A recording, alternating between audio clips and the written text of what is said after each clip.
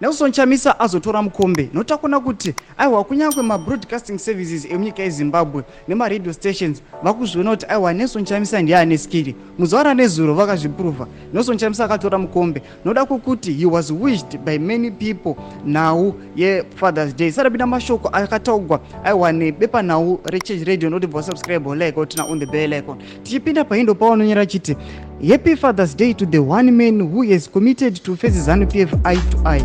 The man who refused and continues to refuse money to sell out the struggle.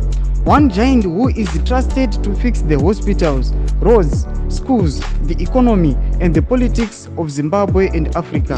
One giant who has remained standing despite persecution and continued criticism from ZANU-PF stooges. One great giant who makes everyone smile whenever they see him.